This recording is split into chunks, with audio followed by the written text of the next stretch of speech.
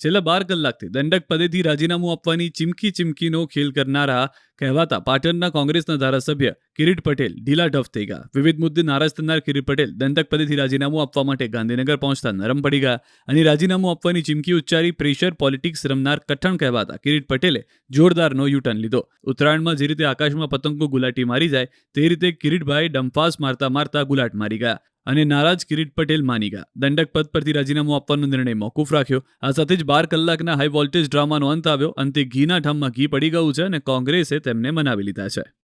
મેં જે હકીકત છે એ સ્પષ્ટ રીતે મીડિયા સમક્ષ અને પાર્ટીની અંદર કહી છે. જે નારાજગી છે અત્યારની છે અને એ નારાજગી હું રજૂ કરવા જઈ રહ્યો છું. મીડિયા સમક્ષ પણ મેં કહ્યું છે અને નારાજગીના રીતે હું રાજીનામું આપવા જઈ રહ્યો છું. અમે અમારી કોંગ્રેસ કાર્યાલયે જઈએ છીએ વિધાનસભાની અંદર અને ત્યાં ગયા પછી શું નિર્ણય કરવો એ અમે તમને 3 વાગ્યા પછી બધું સાચી હકીકત બતાવીશું. એમણે કહ્યું છે તમારી જે 2 માગણીઓ છે માગણીઓ અમે સ્વીકારીએ છીએ અને અમે અમારી સાથે ચર્ચા કરવા માટે અમારા જિલ્લા પ્રમુખને મોકલ્યા છે. ચર્ચા કર્યા પછી અમે ઓફિસે જઈ અને પછી વાત કરી. બીજી તરફ ભાજપે પણ આ મુદ્દાને લઈને કોંગ્રેસ પર પ્રહાર કર્યા.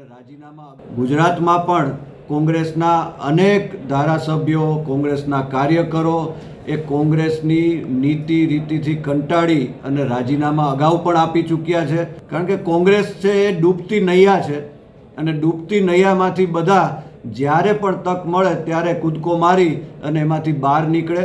એટલે કોંગ્રેસ છે એ ધીરે ધીરે નેસ્ત નાબૂદ થવાની દિશામાં છે. QR કોડ સ્કેન કરો અને ડાઉનલોડ કરો News 18 એપ. મેળવો ગુજરાત અને દેશ દુનિયાની પળે પળની અપડેટ્સ.